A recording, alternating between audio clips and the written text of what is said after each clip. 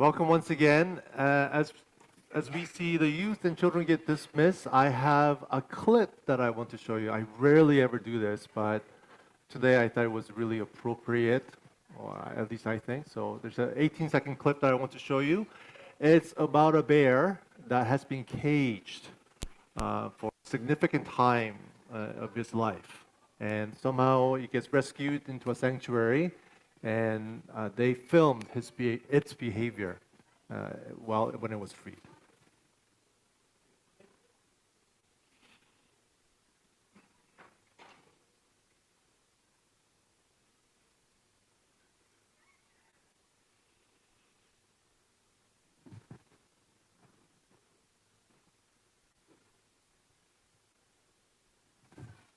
Okay.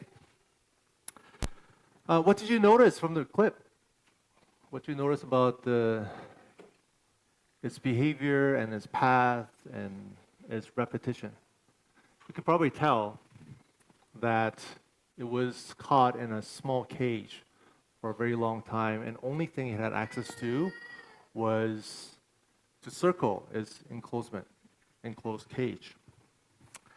Now that it is freed, the old habits die hard, and it imagines the fence that even it cannot see, but it is there.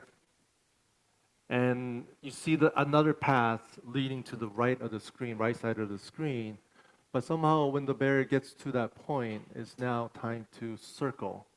And it's fascinating to me that it's not quite a circle, but it has formed a rectangle. And you could almost see the psychological barrier that this bear imagines in his head. We all, I think, have some sort of boundary that keeps us in, that is invisible even to our eyes. That we know what is good. We know what is holy and what is right. Yet, even in doing the righteous things and doing the right things, we are caught in a cage, and we have hard time stepping out of that boundary. Eugene Peterson, I'll be quoting him quite a bit today, said that we adopt the perspective of a tourist, and we only want high points in our Christian walk. And this is certainly the case, at least for me, when I go on a trip. Well, actually, that's not true. Karis accuses me of going to random streets, and it's just no fun. But typically, even then, even for me, I like to visit a well-known high places of that location. And for us, it is the same with God, that we have certain structures, and we have a hard time getting out of that structure. Eugene Peterson said that it is what Christians in our century desires is immediate and casual. That what we desire to have is we want immediate gratification. We want to see a personality when we go to a church. Someone who gets us revved up, feel good. And it's so interesting how Ian's prayer today all matches up, that we want some sort of motivation to get us off our feet. And we want that jolt of energy. And we want these things to be immediate. But really, getting out of that cage is nothing but immediate. To undo the imagination of our head that we don't even know that we have is a difficult spot to get out of. They say mentors can help you with the things that you know that you don't know. And that is the only place that a mentor can help. But what about the places we don't know that we don't know? That we don't know that we have fences. We don't know that we have boundaries. We don't know that we are in a pattern and we're stuck and we're repeating certain spiritual thoughts and behavior. Another thing that catches us in an enclosure is casual. Not only do we want things to be immediately solved for us, but we also want this religion to be something casual. We want Jesus to be fairly normal and casual. Nothing that is out of the ordinary, nothing that demands something that is serious, that gets us out of our enclosure. But it has to be fairly casual. We're okay with following certain religious schedules that is laid out for us. Christmas is exciting, Advent is exciting, Easter is great, retreats, mission trips, some volunteering, all of these things are great as long as they're casual. As long as it's not serious and this is not going to change you in a big, meaningful way and get you to think of your life outside of the box. When we look at the story of Saul here, we see 180 turn of who Saul used to be. Saul was a tall young man, handsome, the scripture says. And yet, when he was ordained as a king, he was hiding behind luggages because he was not humble, but he was an insecure man. He struggled with such high anxiety and insecurity that when he was appointed a king, he didn't say, finally, somebody recognized my talents. Finally, I've been waiting for this all my life. But no, he was hiding. And you know what he did after he became a king, or appointed a king? We see Saul coming behind an oxen. He went back to farming. He didn't want all the limelights and all the things that are associated with being a king. Matter of fact, when people of Jabesh Gilead was caught in a bind, nobody came to him and reported to him, hey, look, there's a big problem going on. This guy, Nahash, is coming, and he has laid a siege, and people, and they say, only way that I don't get to kill you is I gouge every one of your right eye. You know what that does to a person? If you gouge out your right eye. For us, it's like, oh, that's better than dying. And in many ways, it's true. But in ancient warfare, you typically had a shield on your left hand and a sword on your right. And to block the fiery arrows that's coming from the air, you will block your left side. If you gouge out your right eye, now you're completely blind in the battlefield. What Nahash is saying is, you will never fight, but you will be, for me, a colony of ants. Your left eye will get you living, get you going, get you up in the morning, and to farm. And whatever you produce, I will take. Your life will be that. Everybody you see with your left eye will be missing their right eye.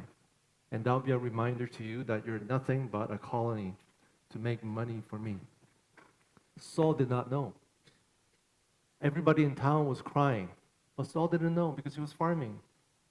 And when he hears the news, something snaps in Saul's mind. And this shy, insecure Saul, the Spirit of the Lord rested upon him, and he became passionate. His anger was kindled. He could not believe that this was happening in probably his hometown. Don't quote me on that, but I think there's a good chance, and I'll explain to you why. And what he does is he sees the oxen that was in front of him, cuts it up into 12 pieces, and he FedExes it to every tribe. Gets 12 guys and says, you go, you go, you go. And you tell them this. If you don't come and fight with me, this is what will happen to your livestock. Not only you have to deal with this Ammonite guy who's going to gouge out your eye, but if I survive this day, I will also come after you. So you have two people to contend with. And the fear of the Lord has come up on people. And I'm going to explain more on that on Monday. If you're interested, please join us. And everybody is united, and they come. And Saul sends a prophetic message to Jabesh Gilead. By tomorrow, you'll be saved. By this time tomorrow, you will be saved. And he marches on and wins the battle, and he becomes a king. In everyone's mind, everyone's eyes, no pun intended, he's now a legitimate king. This is a guy that we've been waiting for. And this is a golden moment, theologians would say, of Saul's career. But is it? Is it a golden moment for Saul? Upon careful reading, I don't think so. For two reasons. One, Jabesh Gilead is a place where Israelites have massacred their own people. They killed every man in Jabesh Gilead in Book of Judges. You know how in the Book of Judges you have good judges, bad judges, good judges become bad, and everything just kind of spirals down? The climax of their spiraling down is towards the end when they have a civil war. They have this Levite man who has a concubine. They get into a big fight. And she runs home, says, I'm done with you. So he's like, oh, come on, honey. And he comes to her hometown and says, look, let's go back home. You know, let's patch things up. But that night, Benjaminites, one of the tribes of Israel, they come, they rape, and kill his wife. And he opens the door, finds his wife at the doorstep. This is the most gruesome story, and I'm glad all the children are gone.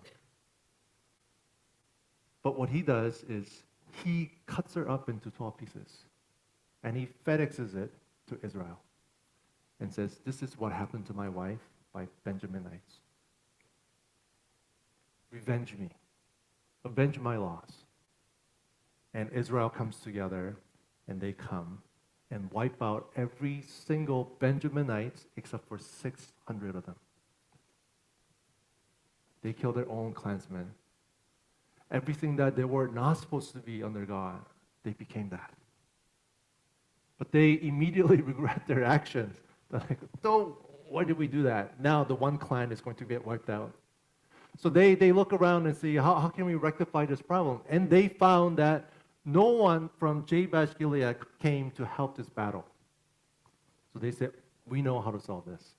We'll kill every man from that town and take 400 of their virgins and give those ladies to Benjaminites so that that clan does not get wiped out. Bible is not a children's story. This is a very gruesome and darkness of Israel's story in the promised land. They're worse than the people that they hated, Egyptians. Not that they're no better off than them, they're worse than they are. And here, from Jabesh Gilead, the woman went to Benjaminites and they got married, and Saul is probably one of the descendants. Saul is a Benjaminite. His hometown, or at least somebody from his family, probably came from Jabesh Gilead, and he had ties to that town. When the Spirit of the Lord came upon him, he became a different person. And he rescued the day. He united the nation and rescued the people of Jabesh Gilead. But the similarity is that he is repeating the history of his people. He was in an enclosure that he didn't know he was in. He resorted to the thing that he heard and he knew. He resorted to the time of massacre that he understood. He knew what revved up people. And he repeated the same thing, not with the human body parts, but this time with a cattle. Saul did an amazing thing. It was a massively successful day. But his downfall was brewing from day one. And that's the tragedy of Saul. That he cannot do the right thing because he only knows what he knows. That is caught up in his culture. He is bound by his past. And he, although the Spirit is working upon him, he cannot quite break out of the shackle that he is part of. Brothers and sisters, we can act with the Spirit of God and achieve massive success. The things that you're struggling with will be resolved. And there will be a lot of celebration to be called. But what we must remember is that we are all caught up in some sort of grid. Don't think that your success, don't think that other people's praise has released you from your cage. For we are all walking and circling in the sin and brokenness of our past and things that we have received from our upbringing. What is the solution then? Knowing that we are caught up in a cage that we don't even know that we're part of. That regardless of how much power of God rests upon us, that we still act in a way that is sinful and broken. The scripture tells us the following in Ephesians. Speaking the truth in love, we are to grow up in every way into Him who is the head, into Christ, from whom the whole body, joined and held together by every joint with which is equipped, when each part is working properly, make the body grow so that it builds itself up in love. Scripture tells us, despite our brokenness, that in love we shall transform and grow and be joined together as one. Saul has brought up people through his brokenness. Although success to be had, but here we have a new king in Jesus Christ speaking to us, not out of sinful and brokenness, but a pure love that comes from God. And He promises us a real and true transformation. As Graham shared with us today, that transformation, if you're looking for a transformation that Saul is experiencing, I think you might be disappointed. But what God reveals to us is that God perseveres in our brokenness. That despite our fallenness, despite of us repeating same brokenness over and over again, that He perseveres with us. That He speaks to us in love. To break the chains and break the sin and brokenness, that we may truly experience liberty, a new life, a new transformation. Only when we understand that God perseveres and He loves us, that He will never let us go. That we can restart because He never stops, then we can grow into the image of God, and that's the beginning of our discipleship. That our discipleship begins with our gratitude towards Jesus Christ for what He has done. The only thing I'm capable of is to be myself, to be who I am, my sinful, broken self. Yet, God, You have persevered and spoke to me in love that I may truly be free. And I don't know how free I will be. Maybe sometimes I feel like that bear walking in a circle, but just a bigger circle, a bigger rectangle, or another rectangle somewhere else. But praise be to God that He has persevered with me and He has not let me go. In the Bible, in the New Testament, the word pity is used only in the Gospels. And they all, except for one place, they all refer to God taking pity upon us, that He has compassion upon us.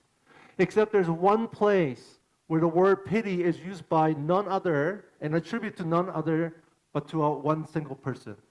Only one time where the word pity is used by, not attributed to God, but to a person. He was the father of a demoniac boy who was possessed by a demon. And he went to Jesus and said, Lord, take pity upon us. Take pity upon us. And this is what I asked the Lord. And this is what you should be asking the Lord. Lord, take pity upon me. For this is all I am. I was in need of salvation. I can only operate from what I am. But take mercy, pity upon me. Thank you for persevering with me and loving me. I have a long quote for you today. If you can bear with me, another quote from Eugene Peterson. And in the book, that he wrote many years ago. A couple of years ago, a friend introduced me to a phrase, sawtooth history of Israel. Israel was up one day and down the next. One day they were marching in triumph through the Red Sea, singing songs of victory.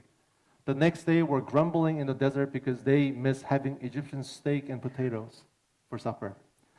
One day they're with Jesus in the upper room, listening in rapt attention to his commands and receiving his love. The next day they're stomping around and cursing in the court